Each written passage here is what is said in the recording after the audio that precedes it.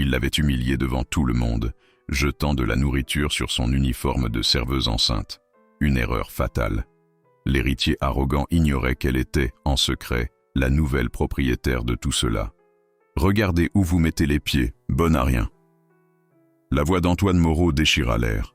L'assiette de risotto s'écrasa au sol, mais non sans tacher tout le tablier de Léa Dubois. Un silence de mort s'abattit sur le luxueux Le Dôme.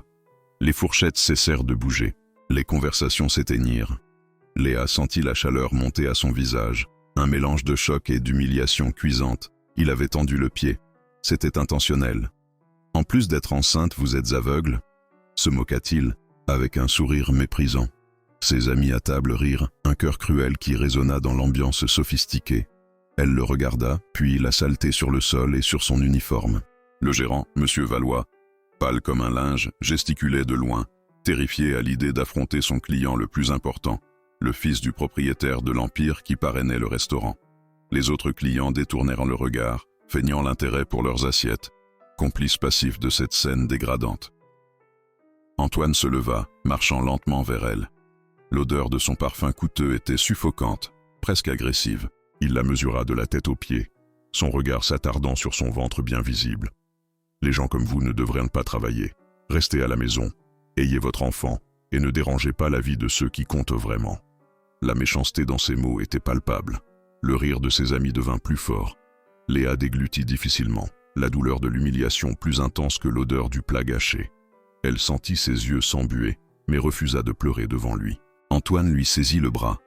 La prise était forte, une démonstration de pouvoir. « Maintenant, prenez un chiffon. Agenouillez-vous et nettoyez la saleté de ma chaussure. » Le visage de Léa devint livide, mais une flamme de fureur silencieuse s'alluma dans son regard serein. Comment osait-il faire cela, ici même, dans cet endroit? Cette histoire de vengeance ne fait que commencer. Pour ne pas manquer le spectaculaire retournement de situation qui va se produire, abonnez-vous maintenant et activez la cloche pour être le premier informé. L'odeur forte du parmesan mélangé au vin blanc du risotto au sol frappa Léa comme un éclair, la transportant vers un autre temps, un autre lieu.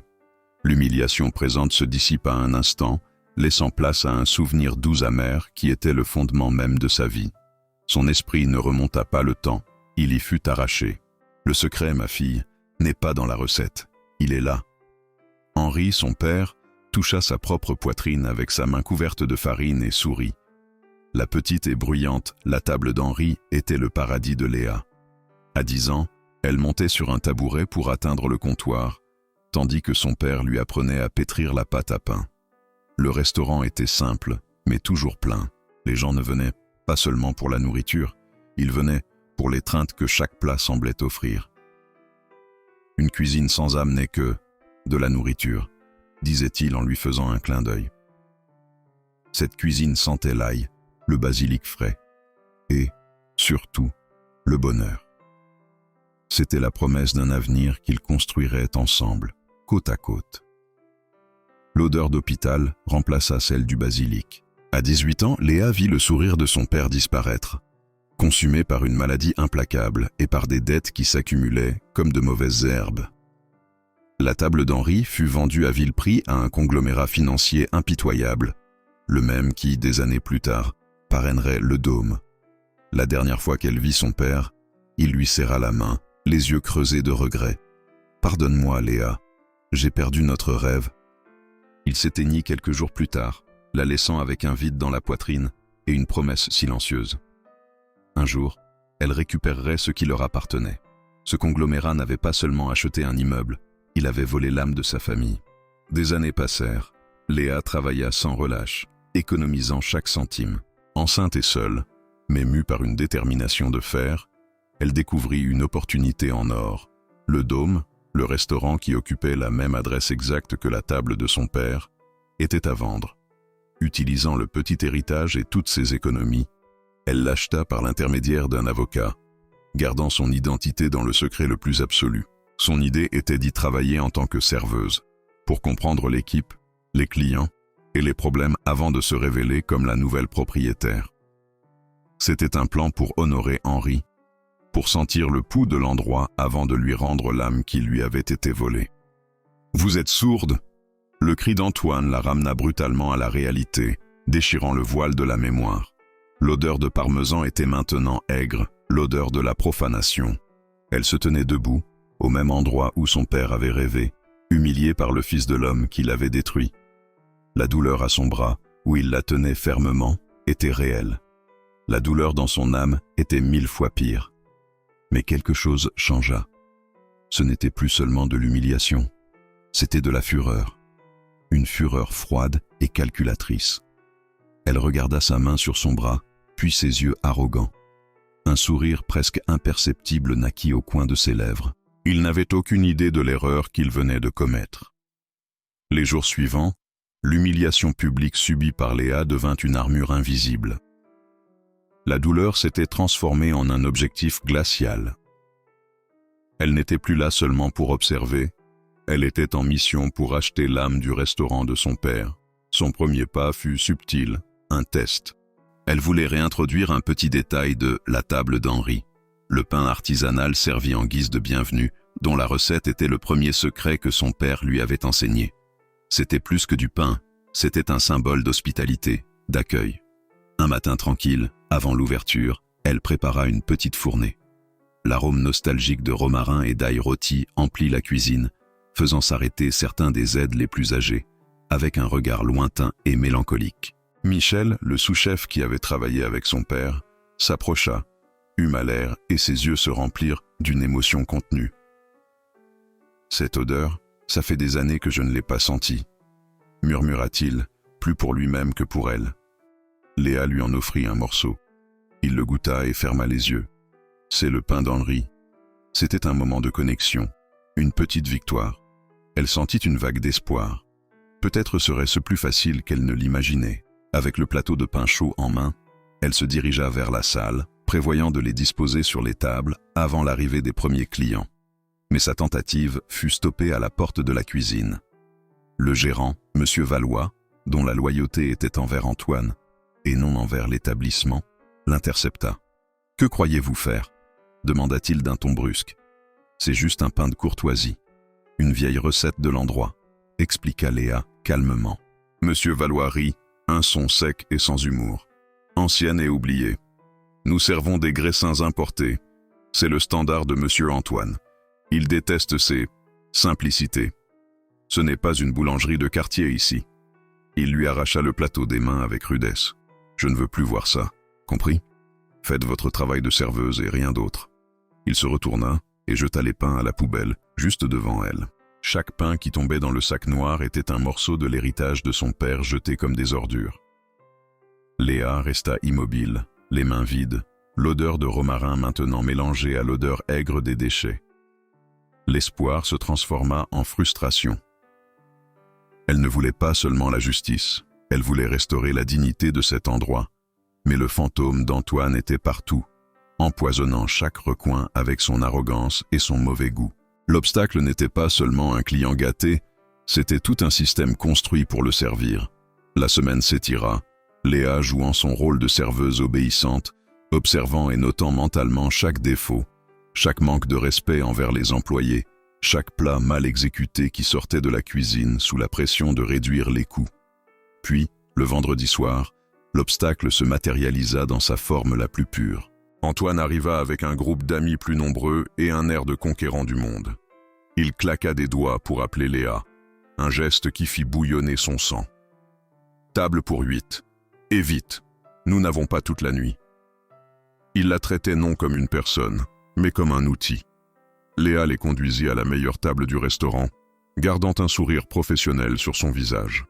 Le dîner fut un défilé d'exigences et de grossièreté. Des plats furent renvoyés pour des raisons futiles, des vins furent dénigrés, et le ton de voix d'Antoine était toujours élevé, toujours dépréciatif. Le point culminant de la soirée arriva avec l'addition.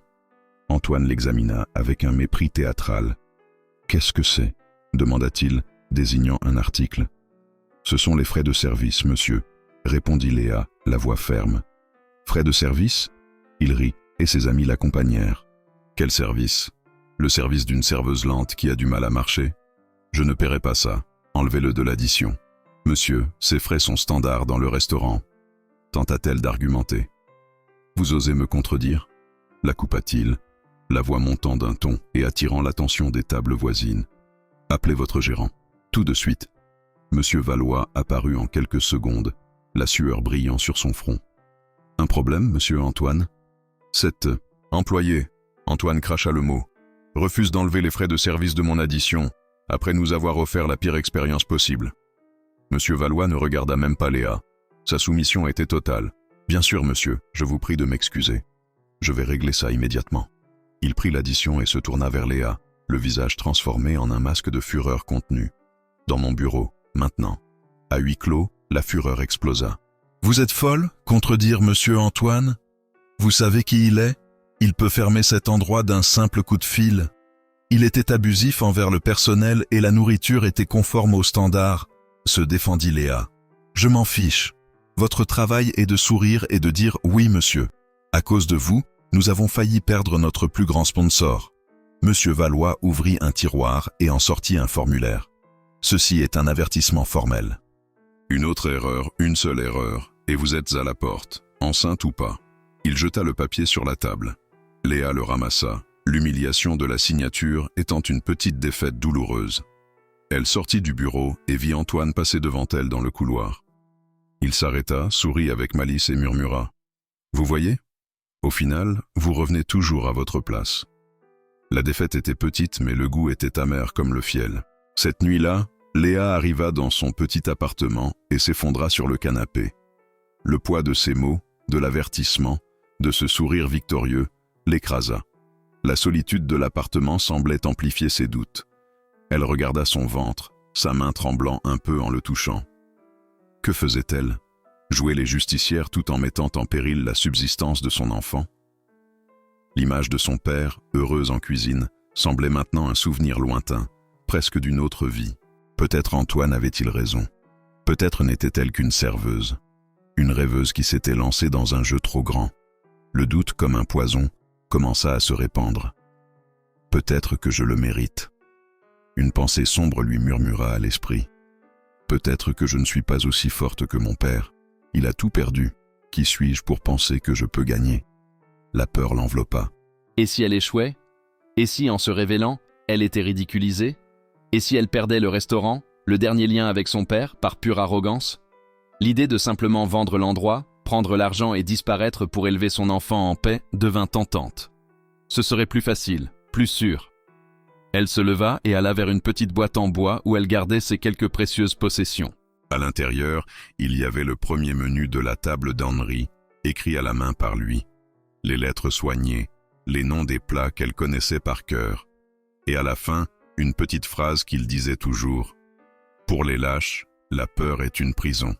Pour les courageux, elle est un carburant. » Elle traça les mots avec son doigt. Le souvenir de sa voix, ferme et pleine de passion, résonna dans son esprit. Elle ne se battait pas seulement pour un bâtiment ou une entreprise. Elle se battait pour l'âme de son père, pour la dignité de sa famille et pour l'avenir de son enfant. Abandonner n'était pas une option. Vendre, ce serait laisser Antoine gagner. Ce serait laisser l'héritage d'Henri être effacé pour toujours. Le doute se dissipa, remplacé par une clarté tranchante. La peur ne disparut pas, mais elle avait maintenant un but. Elle referma la boîte, le cœur battant fort et décidé. Elle n'allait pas abandonner. Elle allait se battre. Et elle allait utiliser chaque humiliation, chaque insulte, comme démarche. Le jeu était loin d'être terminé. En fait, il ne faisait que commencer. L'occasion de l'humiliation finale d'Antoine arriva déguisée en un événement de prestige. Le Dôme accueillait une soirée dégustation pour un groupe sélectionné d'influenceurs numériques et de critiques gastronomiques. C'était l'occasion pour Antoine de se mettre en valeur, de consolider l'image du restaurant comme un terrain de jeu pour l'élite. Pour Léa, c'était un champ de mines. La pression était immense. La salle brillait, chaque verre et couvert poli à la perfection. Les employés se déplaçaient avec une tension nerveuse, sous le regard attentif et critique de M. Valois. Léa, avec son uniforme impeccable cachant l'avertissement dans son casier, sentait les regards d'Antoine sur elle. Il ne l'avait pas oublié. Il attendait le bon moment. La première offense fut subtile, mais calculée. Léa servait une tournée de champagne à la table principale, où Antoine présidait comme un roi dans sa cour. Tandis qu'elle se penchait pour servir l'un des invités, Antoine tendit la jambe discrètement. Léa trébucha. Par un miracle d'équilibre, elle réussit à ne pas tomber, mais quelques gouttes de champagne éclaboussèrent la manche du veston d'un des influenceurs. Un silence gênant s'installa à table. « Mon Dieu, je suis désolé », dit Léa, prenant une serviette en lin pour aider. L'influenceur, embarrassé, dit que ce n'était rien, mais Antoine ne laissa pas passer. « Ne vous excusez pas auprès de lui. Excusez-vous auprès de moi d'avoir embauché une incompétente, » dit-il, d'une voix assez forte pour que les tables environnantes l'entendent. C'est incroyable, lors d'une soirée comme celle-ci. Il regarda Léa avec un pur mépris. « Partez. Envoyez quelqu'un qui sache marcher et servir une boisson en même temps. » Léa sentit son visage brûler. Elle s'éloigna de la table, la tête haute, essayant de garder sa dignité tout en sentant les yeux de tous rivés sur son dos. Le public assistait, passif. Certains avec pitié, d'autres avec un léger amusement. Personne n'intervint. L'humiliation était un spectacle particulier et elle était la seule actrice sous les projecteurs. L'attaque, cependant, ne faisait que commencer. Antoine n'était pas satisfait. Il en voulait plus. Il voulait que l'humiliation soit collective. Il se leva et commença à circuler dans la salle, conversant avec les invités. Sa voix, toujours un peu trop forte, portait des pics dirigés vers Léa. « L'équipe aujourd'hui est un peu surchargée », disait-il à un groupe, la regardant directement. « Nous avons une employée dans un état délicat. Vous savez comment c'est, les hormones affectent l'équilibre. » Des petits rires se répandirent. La moquerie, auparavant limitée à sa table, devenait maintenant un murmure général. Il s'approcha d'un autre groupe, où se trouvait un critique renommé. « J'espère que la lenteur du service n'affectera pas votre évaluation, » commenta-t-il, avec une fausse préoccupation. « Nous avons une petite crise de personnel. L'une de nos serveuses semble penser qu'elle se promène dans un parc, pas dans un restaurant de haute gastronomie. » À chaque commentaire, l'humiliation s'intensifiait.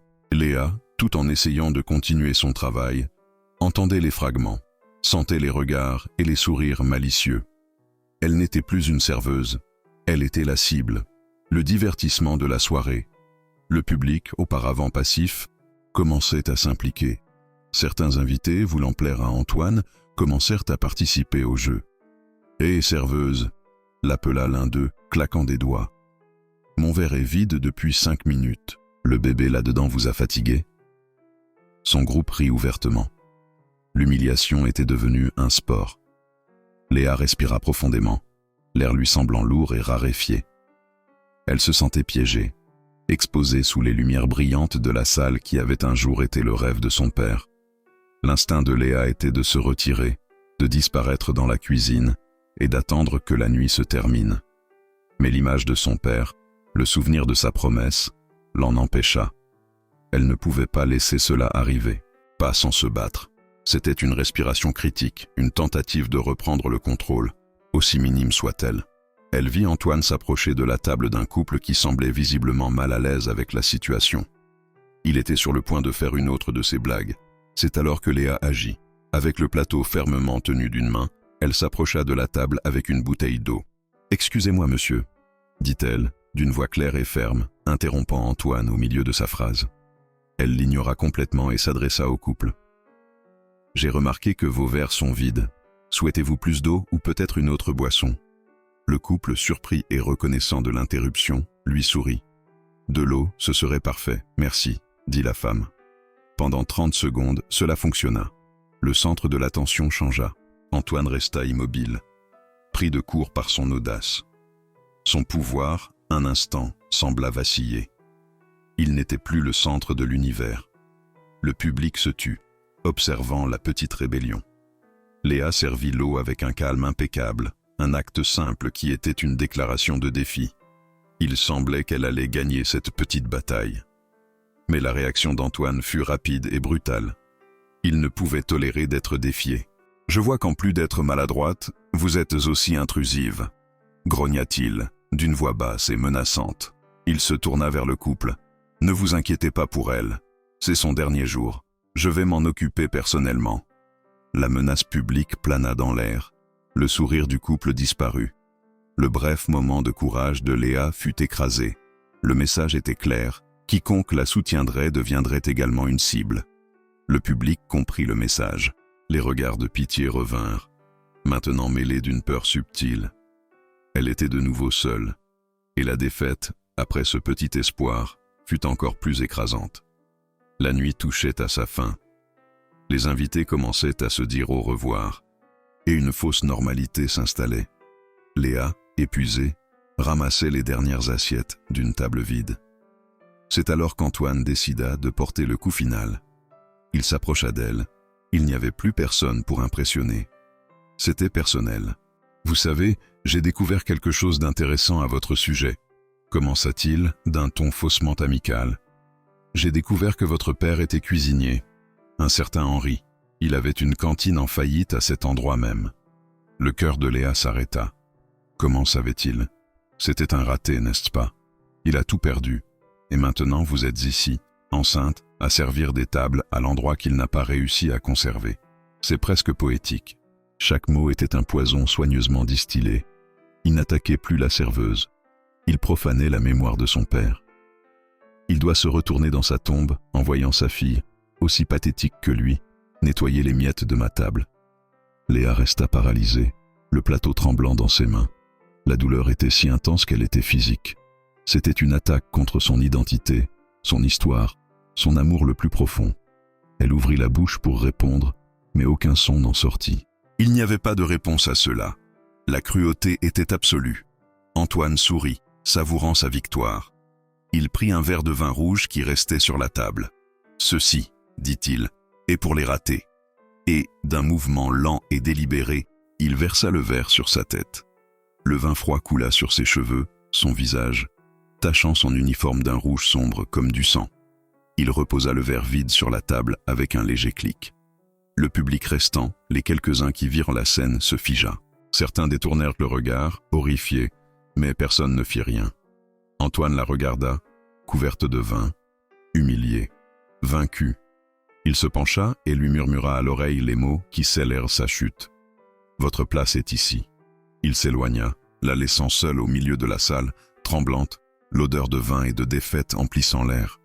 Léa ne se souvient pas comment elle est arrivée au vestiaire du personnel. Le chemin de la salle principale à la petite pièce de derrière fut un flou de visages indistincts et de murmures étouffés. Elle s'enferma dans le cabinet de toilette, la seule porte avec une serrure fonctionnelle, et se permit enfin de s'effondrer. Les larmes qu'elle avait retenues si longtemps coulaient maintenant librement, se mêlant au vin rouge qui lui coulait encore des cheveux et lui tachait le visage. L'odeur douceâtre et écœurante était le parfum de sa défaite. Assise sur le sol froid, le dos contre la porte, elle se sentait complètement brisée. Chaque insulte, chaque rire, chaque regard de pitié ou de mépris de cette nuit-là se répétait dans son esprit en une boucle torturante. Mais la douleur la plus profonde venait des dernières paroles d'Antoine.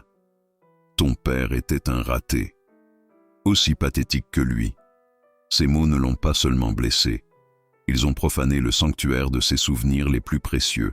Le doute qu'elle avait ressenti auparavant revint avec une force écrasante. Peut-être avait-il raison. Peut-être répétait-elle simplement les erreurs de son père. Peut-être sa tentative de se battre n'était-elle qu'un fantasme enfantin, une arrogance qui ne l'amènerait qu'à plus de douleur et d'humiliation. L'idée de simplement vendre l'endroit, prendre l'argent et disparaître pour élever son enfant en paix devint plus forte et plus séduisante que jamais. Ce serait plus facile, plus sûr. Elle se leva et alla vers une petite boîte en bois où elle gardait ses quelques précieuses possessions. À l'intérieur, il y avait le premier menu de La table d'Henri, écrit à la main par lui, les lettres soignées, les noms des plats qu'elle connaissait par cœur, et à la fin, une petite phrase qu'il disait toujours « Pour les lâches, la peur est une prison. Pour les courageux, elle est un carburant. » Elle traça les mots avec son doigt. Le souvenir de sa voix, ferme et pleine de passion, résonna dans son esprit. Elle ne se battait pas seulement pour un bâtiment ou une entreprise. Elle se battait pour l'âme de son père, pour la dignité de sa famille et pour l'avenir de son enfant. Abandonner n'était pas une option. Vendre, ce serait laisser Antoine gagner. Ce serait laisser l'héritage d'Henri être effacé pour toujours. Le doute se dissipa, remplacé par une clarté tranchante. La peur ne disparut pas, Mais elle avait maintenant un but. Elle referma la boîte, le cœur battant fort et décidée. Elle n'allait pas abandonner. Elle allait se battre. Et elle allait utiliser chaque humiliation, chaque insulte, comme démarche. Le jeu était loin d'être terminé. En fait, il ne faisait que commencer. Pendant que le téléphone sonnait, Léa commença à relier les points. L'arrogance d'Antoine, le contrôle absolu qu'il exerçait sur le gérant, Monsieur Valois, l'obsession de réduire les coûts même dans un restaurant de luxe, ce n'était pas seulement de la méchanceté, c'était un schéma. Il y avait quelque chose de plus, quelque chose de pourri sous la surface dorée du Ledôme.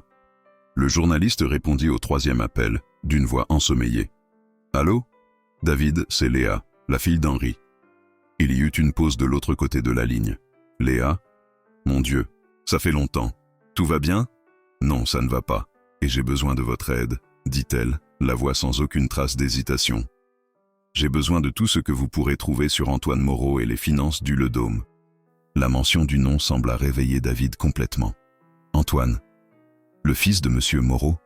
Que se passe-t-il, Léa ? Je travaille là-bas, et je pense qu'il y a quelque chose de très grave. Fraude, peut-être. Détournement, je ne suis pas sûr. Elle fit une pause, la pièce suivante du puzzle s'emboîtant. Et j'ai besoin d'un allié à l'intérieur. Quelqu'un qui connaissait mon père. Quelqu'un qui déteste ce qu'ils ont fait à l'endroit autant que moi. Son esprit parcourut la liste des employés et s'arrêta sur un nom. Michel, le sous-chef.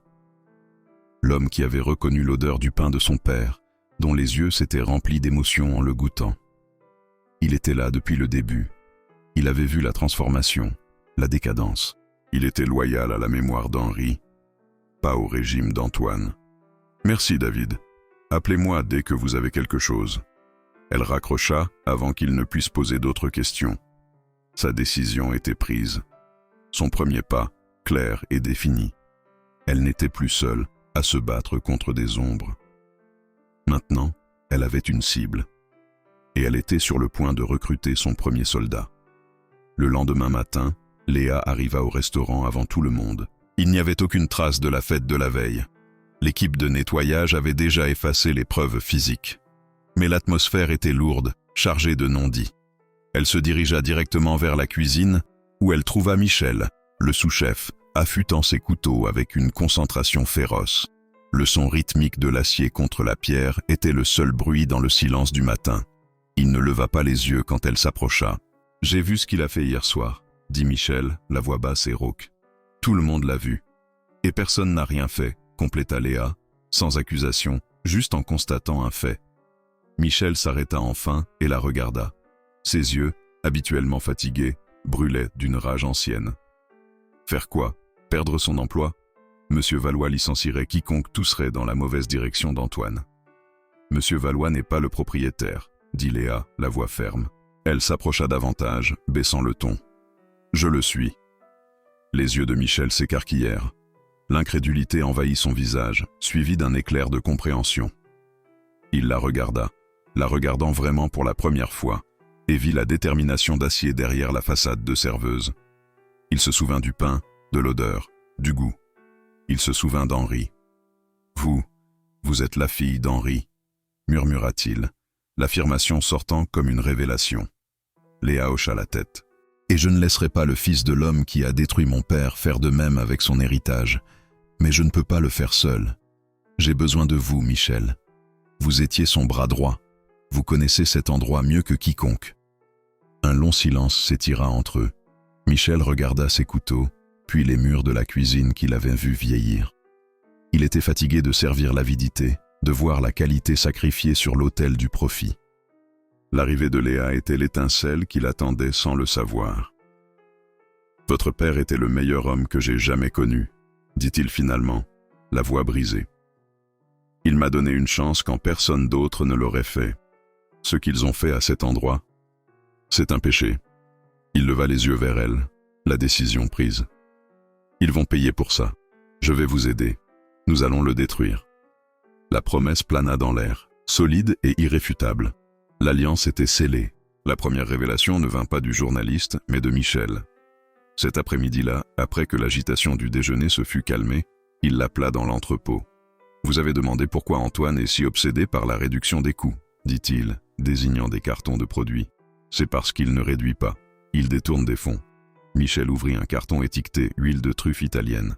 À l'intérieur, il y avait des bouteilles d'une huile ordinaire, bon marché, avec des étiquettes contrefaites. Monsieur Valois commande les produits haut de gamme, les plus chers. L'entreprise d'Antoine facture la pleine valeur, mais livre des produits de 5e catégorie. La différence ? Elle va directement dans leur poche. Il ouvrit un autre carton. Filet mignon ? Nous servons de la macreuse teintée avec du colorant pour la faire paraître plus rouge. Le saumon sauvage et du saumon d'élevage. Tout est une farce. Léa sentit un nœud à l'estomac. Ce n'était pas seulement de l'avidité. C'était une tromperie systématique qui trahissait chaque client qui franchissait cette porte. C'était l'antithèse de tout ce en quoi son père croyait. La colère qu'elle avait ressentie auparavant avait maintenant un nom. Fraude. Depuis combien de temps font-ils ça ? Demanda-t-elle. Depuis que M. Valois a pris la direction, juste après que l'entreprise de M. Moreau est devenue sponsor. Des années. L'ampleur de la trahison était accablante. Chaque compliment que le restaurant avait reçu était basé sur un mensonge. Chaque plat était une insulte à l'art culinaire. C'est pourquoi il a paniqué à propos de mon pain, dit Léa, les pièces du puzzle s'assemblant. Ce n'était pas une question de simplicité, c'était une question de contrôle. Tout ce qui ne provenait pas de leur système était une menace. La peur qu'elle avait ressentie avait été complètement remplacée par une fureur glaciale. Il ne s'agissait plus de vengeance personnelle. Il s'agissait d'exposer la pourriture qui avait consumé le rêve de son père. Un plan commença à se former dans son esprit, audacieux et dangereux. « Nous avons besoin de preuves, dit-elle, des preuves irréfutables. » La quête de la preuve décisive commença cette nuit-là. Tandis que l'équipe de nettoyage travaillait dans la salle, Léa et Michel s'enfermèrent dans le bureau de M. Valois. La pièce était un sanctuaire pour l'ego du gérant, avec des photos de lui aux côtés de célébrités et des bouteilles de vin coûteuses. « Il a 2 livres de compte », expliqua Michel dans un murmure. Un pour les auditeurs et l'autre, le vrai. Ils cherchèrent partout, dans les tiroirs, les armoires, derrière les tableaux. Rien. Le temps pressait. Bientôt, les gardiens de nuit commenceraient leur ronde. Pensez, Michel, où un homme comme M. Valois cacherait-il son secret le plus sale ? Demanda Léa, la frustration grandissant. Michel s'arrêta, regardant l'étagère à vin. Il s'approcha et commença à toucher les bouteilles. M. Valois est un homme d'habitude. Chaque vendredi, il ouvre une bouteille de celle-ci, un château Margaux, mais il ne la sert jamais à personne. Il prit la bouteille. Elle était plus lourde qu'elle n'aurait dû l'être. Avec prudence, il la tourna et la base se détacha, révélant un double fond. À l'intérieur, enroulée fermement, se trouvait une clé USB. Le moment Eureka fut électrique. Ils connectèrent le dispositif à l'ordinateur de M. Valois.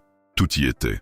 Des feuilles de calcul détaillées, comparant les coûts réels et ceux facturés. Des emails échangés entre M. Valois et un contact de l'entreprise d'Antoine, discutant des livraisons et des paiements. C'était l'arme du crime. Ils copièrent tout sur une 2e clé USB et sur le cloud. Maintenant, ils devaient décider comment et quand l'utiliser. « Nous ne pouvons pas simplement le remettre à la police, » dit Léa. « Ils sont riches, puissants. Ils étoufferont l'affaire. L'humiliation doit être publique. Tout comme la mienne l'a été. » Michel fut d'accord. Antoine prépare une grande annonce la semaine prochaine. Un dîner pour les investisseurs pour célébrer l'expansion de la marque. « C'est parfait, » dit Léa, un sourire froid aux lèvres. « Il construira sa propre scène pour sa chute. Nous préparerons le piège. » Le plan était tracé, mais la semaine précédant le dîner des investisseurs fut un test de nerfs. Chaque jour était un risque. Léa devait continuer son rôle de serveuse soumise, servant l'homme qu'elle prévoyait de détruire, souriant tandis que son estomac se tordait. Antoine, se sentant victorieux après l'humiliation publique, était plus arrogant que jamais. Il l'ignorait la plupart du temps, ce qui était une bénédiction. Mais lorsque leurs regards se croisaient, il y avait une lueur de triomphe cruelle qui mettait le sang-froid de Léa à rude épreuve. Le quasi-désastre survint 2 jours avant l'événement. David, le journaliste, appela Léa avec une information préoccupante. « Attention, Léa. J'ai entendu une rumeur selon laquelle Antoine est méfiant. Il a mentionné à l'un de ses associés que M. Valois est nerveux et que la serveuse enceinte est trop silencieuse. Il pense que vous complotez quelque chose. » Le cœur de Léa se glaça. La tension dans le restaurant devint presque insupportable. Monsieur Valois ressemblait à un animal en cage, regardant par-dessus son épaule toutes les 5 minutes. Il faillit surprendre Michel en train de photographier une facture frauduleuse en cuisine. De justesse, Michel réussit à cacher son téléphone. Le plan semblait sur le point de s'effondrer. La veille du dîner, le coup final faillit arriver. Antoine fit une visite surprise au bureau de Monsieur Valois. Léa et Michel, qui révisaient les derniers détails du plan dans l'entrepôt, le virent entrer via le système de caméra qu'ils avaient piraté. Ils observèrent, impuissants, Antoine parler à Monsieur Valois, gesticulant, semblant méfiant. Il désigna l'étagère à vin. « Il sait », murmura Michel, pâle. Mais, au lieu de vérifier la bouteille, Antoine en prit une autre, différente, et l'ouvrit. C'était juste une démonstration de pouvoir, une façon de tenir Monsieur Valois en laisse. Ils respirèrent de soulagement, mais l'avertissement avait été donné. Ils étaient au bord du gouffre. Le matin de l'événement, Léa trouva Michel en cuisine. L'adrénaline était palpable. « Tout est prêt ?» demanda-t-elle. Michel hocha la tête, lui remettant un petit microphone et une oreillette. « David sera dans le public en tant qu'invité. Il enregistrera tout. Les écrans géants de la salle sont synchronisés avec cet ordinateur portable, dit-il, tapotant un ordinateur portable caché sous le comptoir. Quand vous donnerez le signal, le spectacle commencera. Léa attacha le microphone à son uniforme. C'était maintenant ou jamais. Si vous aussi, vous croyez que la justice est lente mais qu'elle arrive, laissez un j'aime pour soutenir Léa. Et dites-moi en commentaire de quelle ville vous nous regardez. L'après-midi précédant le dîner des investisseurs fut une symphonie silencieuse de préparation. Tandis que la salle principale était méticuleusement décorée d'arrangements floraux et d'un éclairage d'ambiance, en coulisses, Léa et Michel montaient les dernières pièces de leur piège. La cuisine, normalement un lieu de chaos et de bruit, devint le quartier général de l'opération. Michel, sous prétexte de préparer un menu spécial pour l'événement, réunit les cuisiniers les plus anciens et les plus loyaux, ceux qui avaient également travaillé pour Henri. Il ne révéla pas l'intégralité du plan, juste assez pour s'assurer de leur coopération. « Vous vous souvenez du standard de qualité d'Henri » demanda-t-il, d'une voix basse et sérieuse. « Ce soir, nous allons montrer à ces investisseurs ce qu'est la vraie cuisine, pas les ordures que Monsieur Valois nous force à servir. » Il leur montra les vrais ingrédients, qu'il avait lui-même achetés avec son propre argent et cachés, la véritable huile de truffe, le filet de bœuf de première qualité, le saumon sauvage. Quand je donnerai le signal, ces plats seront servis à la table principale. C'est notre chance de montrer de quoi cette cuisine est capable. Les yeux des cuisiniers brillèrent d'un respect et d'une émotion qu'ils n'avaient pas ressentis depuis des années. C'était plus que suivre des ordres, c'était une question d'honneur professionnel. Pendant ce temps, Léa était dans une petite salle de repos, l'ordinateur portable avec les preuves ouvertes devant elle. Elle révisait le plan avec David, le journaliste, via l'oreillette. La présentation d'Antoine est prévue pour 9 heures. Il utilisera les écrans pour montrer de faux graphiques de croissance, dit David. Michel m'a déjà donné accès au réseau. Quand vous serez sur scène, je prendrai le contrôle des écrans depuis ma place dans le public. Léa respira profondément, répétant mentalement son discours. Ce ne serait pas un discours de haine, mais une déclaration de fait. Elle utiliserait les propres mots d'Antoine contre lui. Elle prit le petit menu de la table d'Henri qu'elle gardait dans sa poche, le toucher du papier ancien lui donnant de la force. Elle n'exposait pas seulement un criminel, elle restaurait un héritage. La préparation était une danse complexe, pleine de risques, où chaque seconde comptait. Tout semblait se dérouler parfaitement, peut-être trop parfaitement. Le dernier obstacle, comme toujours, se présenta sous la forme d'Antoine lui-même. 1 heure avant le début de l'événement, il arriva, non pas avec son arrogance habituelle, mais avec une quiétude prédatrice bien plus alarmante. Il ne se rendit pas dans la salle, mais directement en cuisine. Le silence s'abattit instantanément. Les cuisiniers se figèrent. Antoine marcha lentement le long de la ligne de préparation, ses yeux examinant chaque poste. Il s'arrêta à la station de Michel, où les vrais ingrédients étaient disposés. « Menu spécial pour aujourd'hui, Michel ?» demanda-t-il, d'un ton doux, presque amical. « Oui, monsieur. Pour impressionner les investisseurs, » répondit Michel, le cœur battant la chamade. Antoine prit une lamelle du vrai parmesan, la goûta et sourit. « Excellent. Mais pas pour aujourd'hui. Il se tourna vers M. Valois, qui le suivait comme une ombre. « Monsieur Valois, assurez-vous que seuls les ingrédients de notre fournisseur officiel soient utilisés. Nous ne voulons pas d'incohérence dans notre marque, n'est-ce pas ?» L'ordre était clair. Le plan de Michel de servir la vraie nourriture avait été contrecarré. Ce fut un coup dévastateur, sapant une partie cruciale de l'exposition. L'improvisation serait nécessaire, tandis que M. Valois, avec un soulagement cruel, commençait à retirer les ingrédients de qualité. Léa, qui observait tout de loin, sentit un frisson. La méfiance d'Antoine était réelle, il flairait le piège. Le deuxième coup arriva quelques minutes plus tard. L'un des plus jeunes serveurs, terrorisé par la tension, chercha M. Valois et avoua avoir vu Michel et Léa agir étrangement ces derniers jours. Il mentionna la clé USB. La panique s'empara de M. Valois. Il courut à son bureau, Antoine sur ses talons. Léa et Michel observèrent depuis la caméra de l'ordinateur portable, le cœur battant. Ils virent M. Valois aller directement à l'étagère à vin, prendre la fausse bouteille et découvrir qu'elle était vide. Le visage de M. Valois se décomposa en pure terreur. « Ils l'ont prise », balbutia-t-il à Antoine. « Ils ont tout pris. » Le plan était ruiné, ou du moins c'est ce qu'il semblait. Antoine, cependant, rit. Un rire authentique et arrogant. « Laissez-les faire. Une clé USB volée, sans preuve physique, sans témoin, c'est leur parole contre la mienne. Qui croyez-vous que les investisseurs croiront? Moi ou une serveuse enceinte et un cuisinier rancunier ?» Il tapota l'épaule de M. Valois. « Détendez-vous. Ce soir, je vais les écraser devant tout le monde. Ce sera encore plus amusant. » Il sortit du bureau, laissant M. Valois tremblant. Dans l'entrepôt, Léa regarda Michel. La confiance d'Antoine était sa plus grande faiblesse. Il les sous-estimait. « Il n'a pas détruit les preuves, » dit Léa. « Il les a validées. » Elle se leva, ajustant son uniforme. L'heure était venue. Ils sortirent des coulisses et entrèrent dans la salle bondée, non plus comme des proies, mais comme des chasseurs sur le point de refermer le piège. Les lumières de la salle s'atténuèrent, et un unique faisceau lumineux éclaira la petite scène installée au fond. Antoine monta, accueilli par une salve d'applaudissements des investisseurs et des invités. Il exudait le pouvoir et la confiance. Le costume coûteux lui allait parfaitement, le sourire large et charismatique.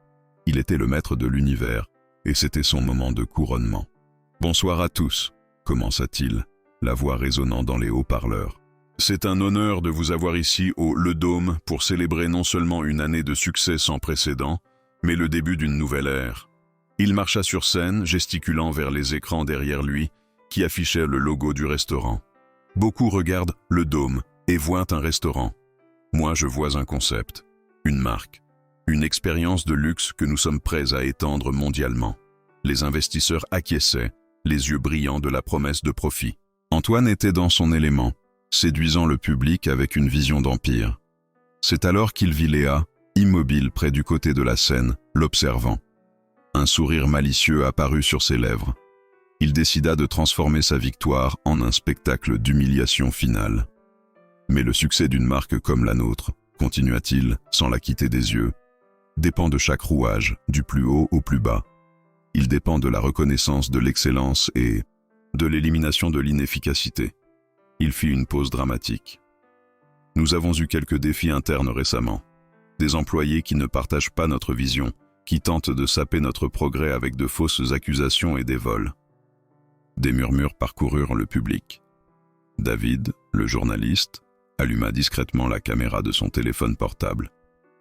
Mais la force d'un leadership réside dans sa résilience, dans sa capacité à couper le mal à la racine. Puis il se tourna directement vers Léa, un geste théâtral pour que tout le monde la voie. « En fait, pourquoi ne ferions-nous pas venir l'une de nos employées ici ? Léa, s'il vous plaît, rejoignez-moi. » Le faisceau lumineux se déplaça et la trouva. Toute la salle se tourna pour la regarder. C'était une invitation qu'elle ne pouvait refuser. Le cœur battant fort, mais le visage serein, elle marcha vers la scène. « Cet employé, » dit Antoine, le microphone captant chaque goutte de son venin, « croit que nous avons quelque chose à cacher. Elle, avec un cuisinier, a porté des accusations très graves. » Il rit, et le public rit avec lui. « Alors, Léa, la scène est à vous. Dites à tout le monde, qu'avons-nous donc fait de si terrible ?» Il lui tendit le microphone, l'arrogance brillant dans ses yeux. C'était son piège. Il croyait qu'elle bégayerait, qu'elle serait intimidée par le public, que ses accusations paraîtraient empathétiques et désespérées. Il se pencha en arrière, croisant les bras, prêt à assister à sa destruction. « La seule chose que vous avez faite, conclut-il avec un sourire moqueur, c'est me donner l'occasion de prouver jusqu'où vous êtes prêt à aller. » Léa prit le microphone. Sa main était ferme. Elle regarda le public, les visages curieux et sceptiques. Puis Antoine. « Il a raison, » dit-elle, d'une voix claire et calme, surprenant tout le monde. « J'ai porté des accusations, et j'ai les preuves pour les étayer. » Antoine rit, mais son sourire n'atteignit pas ses yeux. « David, maintenant, » murmura-t-elle, un ordre que seule l'oreillette dans son oreille capta. Au même instant, le logo du Ledôme sur les écrans derrière elle disparut, remplacé par l'image miroir de l'ordinateur portable de Monsieur Valois. À l'écran, une feuille de calcul s'ouvrit. D'un côté, une colonne intitulée « Coûts facturés ». De l'autre, « Coûts réels ». La différence en rouge était flagrante. Un silence choqué s'abattit sur la salle. « Ceci, » dit Léa, désignant l'écran, « est la comptabilité réelle du Ledôme. Elle montre comment l'entreprise de Monsieur Antoine surfacture systématiquement chaque ingrédient que ce restaurant achète. L'huile de truffe que vous croyez consommer, c'est de l'huile de soja. Le filet mignon, de la viande de seconde qualité. » L'expression d'Antoine vacilla. La couleur commença à s'écouler de son visage. « C'est une farce !» cria-t-il, essayant de reprendre le microphone. « Ces documents sont falsifiés. C'est un montage ridicule. » Léa s'éloigna, protégeant le microphone. « Falsifiés ? Alors peut-être que le gérant du restaurant, Monsieur Valois, peut éclaircir la situation. » Elle regarda Monsieur Valois, qui était près de la scène, pâle comme un fantôme. « Monsieur Valois, pourriez-vous confirmer que ces emails sont également falsifiés ?» À l'écran, la feuille de calcul laissa place à un échange d'emails. Des emails de Monsieur Valois à un contact de l'entreprise d'Antoine, détaillant les détournements, se plaignant d'un lot de poissons avariés qu'ils avaient été forcés de servir, et discutant du partage des profits illicites. Le nom de l'expéditeur et du destinataire était clair pour tous. Monsieur Valois tenta de reculer, de disparaître dans la foule, mais tous les yeux étaient sur lui. Antoine était livide, le masque de charisme complètement brisé, révélant la panique sous-jacente. « C'est un mensonge, c'est toute une conspiration d'employés envieux !» hurla-t-il, la voix stridente. Mais la marée avait déjà tourné. Le doute s'était insinué sur les visages des investisseurs. « Une conspiration ?» La voix de Léa coupa le bruit. « Alors peut-être que les chefs eux-mêmes, qui sont forcés de cuisiner avec ces ingrédients de pacotille, peuvent nous dire la vérité. » Comme si c'était répété, Michel émergea de la cuisine, suivi par toute l'équipe de cuisiniers, chacun tenant une assiette. Sur une assiette, le faux filet mignon, gris et sans vie. Sur l'autre, le vrai, rouge et vibrant. Ils marchèrent en silence et déposèrent les assiettes sur une table devant la scène, une exposition crue et indéniable de la fraude. Antoine regardait de Léa aux écrans, au cuisinier, la sueur perlant sur son front. Le monde qu'il avait construit sur des mensonges s'écroulait, en direct, devant tous ceux qu'il voulait impressionner. Il était piégé. Le silence dans la salle était une force physique, dense et lourde. La seule chose que l'on entendait était la respiration haletante d'Antoine dans le microphone qu'il tenait encore. L'image des deux plats, le faux et le vrai, côte à côte sur l'écran géant, était une condamnation silencieuse et brutale. Puis, le silence se brisa. Non pas par une explosion, mais par un murmure. Un seul investisseur au premier rang, un homme plus âgé et respecté, secoua lentement la tête. Un geste de pur dégoût. Ce fut le premier domino à tomber. Le murmure se répandit comme un incendie. Incroyable. Nous avons été trompés tout le temps. Quel genre d'homme fait ça? Les mots étaient chuchotés, mais dans le silence tendu, ils sonnaient comme des cris. Les associés d'Antoine, qui l'applaudissaient auparavant, s'éloignaient maintenant de lui, créant un vide physique autour de lui. L'un d'eux, visiblement furieux, prit son téléphone portable et commença à taper un message. Un autre se leva simplement et se dirigea vers la sortie, sans regarder en arrière. Le public, auparavant une masse passive, était maintenant devenu un jury actif. David, le journaliste, se déplaçait entre les tables, la caméra de son téléphone portable capturant les réactions, les visages choqués, l'indignation. Il s'approcha d'un critique gastronomique connu, Monsieur Lefebvre. « Qu'en pensez-vous, Monsieur Lefebvre ?» Le critique, qui auparavant louait le restaurant, semblait personnellement offensé. « Ce n'est pas un scandale, c'est une profanation, une trahison de la confiance de chaque client qui est entré ici. » La réaction la plus significative vint d'un groupe d'influenceurs numériques qui étaient à la table principale. La même jeune femme qui avait ri des blagues d'Antoine était maintenant en direct sur ses réseaux sociaux, son téléphone portable pointé vers la scène. « Vous ne croirez pas ce qui se passe au Le Dôme », disait-elle à ses milliers d'abonnés. La vérité derrière le luxe, c'est dégoûtant. L'humiliation d'Antoine n'était plus privée, elle devenait virale. Le public s'était complètement retourné contre lui. Les visages qu'il admirait auparavant le regardaient maintenant avec mépris. Il regarda la foule, cherchant un seul regard de soutien, un allié. Il n'en trouva aucun. Même M. Valois, son complice, était recroquevillé près du mur, essayant de se rendre invisible. Antoine était seul, isolé sur la scène qu'il avait construite pour sa propre gloire, maintenant l'épicentre de sa ruine. Désespéré, il tenta un dernier appel. « Vous ne pouvez pas la croire, elle n'est personne, une serveuse menteuse. » Mais sa voix était chargée de panique, pas d'autorité. Personne ne l'écoutait plus.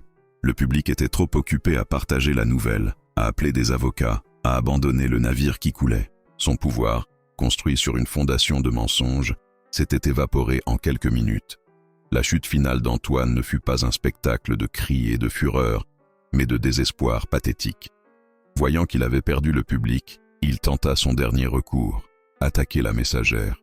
Il se jeta dans la direction de Léa, essayant de lui arracher le microphone des mains, comme si l'affaire Terre pouvait inverser la réalité. « Vous allez me le payer !» grogna-t-il, le visage déformé par la haine. Mais Michel, qui avait anticipé le mouvement, monta sur scène et s'interposa entre eux, un bouclier silencieux et protecteur. Antoine, frustré, recula. Son esprit cherchait frénétiquement une issue, un dernier mensonge. C'est alors qu'il commit son erreur finale. « Cette femme n'a aucune autorité ici !» cria-t-il à la foule. « Je suis le futur propriétaire de cet endroit. L'achat est en cours de finalisation. Je suis la loi ici. » La confession, née du désespoir, plana dans l'air. Léa le regarda, non pas avec haine, mais avec une sorte de pitié. Elle porta le microphone à ses lèvres une dernière fois. « C'est vrai, » dit-elle calmement. Monsieur Antoine négociait, en effet, l'achat majoritaire du Le Dôme. Elle fit une pause, laissant la confirmation s'installer. Ce qu'il ne savait pas, c'est avec qui il négociait.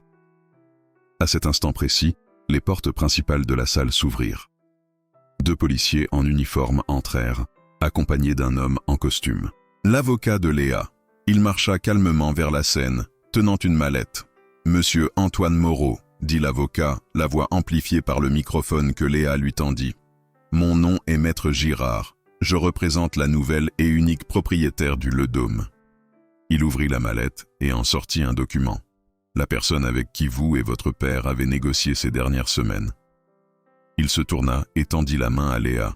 « Je voudrais présenter à tous Madame Léa Dubois, fille d'Henri Dubois, le fondateur de cet établissement. » Le choc fut la dernière vague à balayer la salle. Antoine resta bouche bée, son cerveau incapable de traiter l'information. Il regarda de Léa à l'avocat, la vérité le frappant comme un coup physique. Il n'achetait pas le restaurant. Il vendait sa fraude à la femme qu'il avait le plus humiliée, la femme qui était maintenant sa patronne. Les policiers s'approchèrent. « Antoine Moreau et Monsieur Valois, vous êtes en état d'arrestation pour fraude et conspiration. » Tandis qu'un policier menottait un Monsieur Valois en larmes, l'autre s'approcha d'Antoine. L'arrogance l'abandonna finalement, remplacée par une peur enfantine. « Vous ne pouvez pas faire ça, » murmura-t-il, regardant Léa. « Je vous détruirai. » Léa ne répondit pas, elle n'en avait pas besoin. Elle le regarda simplement être emmenée, la chute complète et humiliante. Elle ne ressentit ni joie, ni triomphe. Seulement un soulagement profond et épuisé. La bataille était terminée. La salle, autrefois scène de son humiliation, était maintenant silencieuse, témoin de sa rédemption. Elle respira profondément, le premier souffle vraiment libre depuis longtemps. Dans les suites immédiates de l'arrestation d'Antoine, la salle du Le Dôme resta dans un état d'animation suspendu. Les invités, auparavant une foule indignée, étaient maintenant des spectateurs silencieux de l'épilogue. Tandis que les policiers escortent un Antoine catatonique et un monsieur Valois sanglotant, Léa resta sur scène, le silence étant plus assourdissant que les applaudissements n'auraient jamais pu l'être. Michel s'approcha d'elle, les yeux brillants de fierté et d'émotion. « Henri serait si fier de vous », dit-il à voix basse, juste pour qu'elle l'entende. Léa réussit à esquisser un petit sourire, un geste qui semblait demander un effort immense. Elle se sentait vidée, comme si toute l'adrénaline et la colère qui l'avaient soutenue s'étaient évanouies d'un coup, laissant derrière elles une profonde fatigue. Maître Girard, son avocat, monta sur scène et lui serra la main. « C'est fini, Léa. Ils n'ont aucune chance de s'en sortir. Les preuves sont accablantes. » Certains investisseurs et même le critique gastronomique s'approchèrent pour la féliciter, pour s'excuser de leur passivité, mais leurs mots ne s'enregistrèrent que faiblement. Elle hocha simplement la tête, son esprit traitant encore l'énormité de ce qui s'était passé. Elle ne voulait ni gloire ni applaudissements. Elle voulait juste la paix. D'un signe de tête à Michel, elle descendit de la scène, ignorant les regards et les murmures. Elle n'alla pas au vestiaire ni au bureau qui était maintenant le sien. Au lieu de cela, elle marcha vers la cuisine. En franchissant la porte, le bruit de la salle disparut, remplacé par le bourdonnement familier des réfrigérateurs et l'odeur de nourriture. L'équipe de cuisine, qui avait tout vu sur un moniteur, était silencieuse. Ils la regardèrent avec une nouvelle révérence. Léa marcha jusqu'au poste de travail qui avait été celui de son père, passa sa main sur la surface froide en acier inoxydable et ferma les yeux. Là, dans cet espace sacré, elle se permit enfin de ressentir, non pas la victoire, mais le deuil du voyage, la douleur de l'humiliation et, finalement, la libération. Elle était chez elle. Quelques jours plus tard, le contraste entre les réalités était frappant. Une brève note sur un portail d'informations économiques montrait une photo d'Antoine, le visage gonflé et sombre, sortant d'une audience préliminaire. L'article informait que son père, M. Moreau, avait retiré tout soutien financier et légal, publiant une note affirmant que les actions individuelles d'Antoine ne reflètent pas les valeurs de l'entreprise. Il était seul, abandonné par la même structure de pouvoir qu'il avait créée. La chute avait été aussi rapide que brutale. Pendant ce temps, une scène très différente se déroulait au numéro 128 de la rue des Acacias. La façade du Le Dôme avait été retirée. À sa place, une nouvelle plaque, simple et élégante, était en cours d'installation. Les lettres, dans un ton de bleu profond, formaient les mots « La table d'Henri ». Léa, maintenant vêtue d'une veste de chef sur mesure qui accueillait confortablement son ventre, supervisait la réouverture. L'intérieur du restaurant avait été transformé. Les couleurs froides et impersonnelles avaient laissé place à des tons chauds de bois et de terre cuite. Les tables n'étaient plus rigidement alignées, mais disposées de manière à inviter à la conversation. L'air ne sentait plus le parfum coûteux, mais le pain frais qui cuit. Léa était en cuisine, non pas comme une propriétaire distante, mais comme une leader présente, riant avec Michel pendant qu'il goûtait une nouvelle sauce. Elle avait réembauché certains des anciens employés qui avaient été licenciés par M. Valois et promu d'autres qui le méritaient. Elle ne gérait pas seulement une entreprise, elle cultivait une famille. Le changement était visible non seulement dans l'ambiance, mais dans les actions. Elle prit une assiette, une nouvelle version de la recette de son père, et la porta personnellement à la table d'un jeune couple qui regardait le menu avec hésitation. « Offert par la maison », dit-elle avec un sourire sincère. « Nous voulons que tout le monde se sente bienvenu ici. » Environ un mois après la réouverture, la dernière épreuve de sa transformation arriva de manière inattendue. C'était une soirée animée.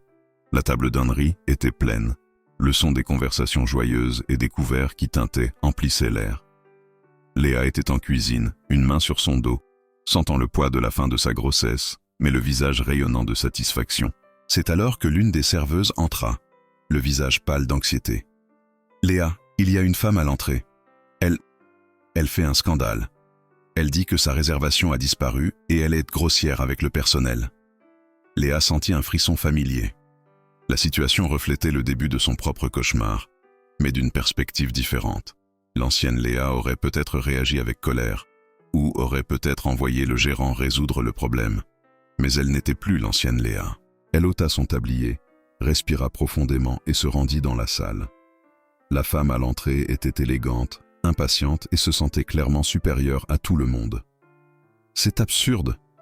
J'exige de parler au propriétaire. Cet endroit avait de la classe quand c'était le dôme, disait-elle, la voix haute et stridente. Léa s'approcha, calme et sereine. « Bonsoir. Je suis Léa, la propriétaire. Je m'excuse pour le désagrément. Il semble qu'il y ait eu une erreur dans notre système de réservation. » La femme la regarda de haut en bas, sceptique. « Et qu'allez-vous faire à ce sujet? Allez-vous me laisser attendre comme n'importe qui ?» Léa ne se laissa pas démonter. Au lieu de la confrontation, elle offrit de la compassion. « Absolument pas. En fait, nous avons une table spéciale que nous réservons pour des occasions comme celle-ci, la table du chef. Elle se trouve en cuisine, où vous pourrez assister à toute l'action. Ce sera une expérience unique. » La femme resta sans voix, prise de court par la gentillesse. La colère sur son visage fit place à la curiosité. « La table du chef ?» répéta-t-elle intriguée. « Oui, » dit Léa, avec un sourire chaleureux. « Après tout, ici à la table d'Henri, nous croyons que l'ingrédient secret est toujours de bien traiter les gens. » À ce moment-là, elle ne résolvait pas seulement un problème. Elle prouvait, à elle-même et au monde, qu'elle était devenue la femme que son père avait toujours su qu'elle pouvait être. Forte, non par sa capacité à humilier, mais par sa capacité à élever. L'histoire de Léa est une puissante leçon sur la résilience, la justice et la force que l'on trouve lorsque l'on se bat non seulement pour soi-même, mais pour ceux que l'on aime et pour l'héritage qu'ils ont laissé. Elle nous rappelle que, même dans les situations les plus sombres, lorsque l'humiliation et l'injustice semblent insurmontables, la dignité et la vérité, lorsqu'elles sont combinées au courage, peuvent déplacer des montagnes et exposer la pourriture cachée sous l'éclat du pouvoir et de l'arrogance. Son parcours, d'une serveuse enceinte et humiliée à une propriétaire de restaurant forte et compatissante, n'était pas seulement une question de vengeance. C'était une transformation. C'était prendre la douleur et le traumatisme et les utiliser non pas comme une excuse pour devenir amère, mais comme un carburant pour créer quelque chose de meilleur, quelque chose qui honore le passé et construit un avenir plus juste. Léa n'a pas seulement récupéré le restaurant de son père, elle a ressuscité son âme, l'infusant des valeurs de bonté, de respect et d'amour qu'Antoine et son monde d'avidité n'auraient jamais pu comprendre. Et vous? Vous êtes-vous déjà senti injustement traité ou sous-estimé? Avez-vous déjà dû vous battre pour quelque chose en quoi vous croyiez profondément, même lorsque tout semblait perdu? L'histoire de Léa résonne-t-elle en vous? Si la réponse est oui, je veux entendre votre voix. Je veux que vous fassiez partie de cette communauté qui croit en la force du dépassement. Si vous croyez que la bonté est la plus grande forme de pouvoir et que la justice, au final, trouve toujours un chemin, commentez avec un seul mot. Je crois. Remplissons les commentaires de cette énergie positive et montrons au monde que nous ne sommes pas seuls dans notre quête d'un monde plus juste. Et si cette histoire a touché votre cœur, ne la gardez pas pour vous. Partagez cette vidéo avec vos amis, votre famille, avec toute personne qui a besoin d'une dose d'espoir et d'inspiration aujourd'hui. Chaque partage aide à diffuser ce message puissant. Et, bien sûr, si vous ne faites pas encore partie de notre communauté, qu'attendez-vous? Abonnez-vous dès maintenant à notre chaîne et activez la cloche de notification.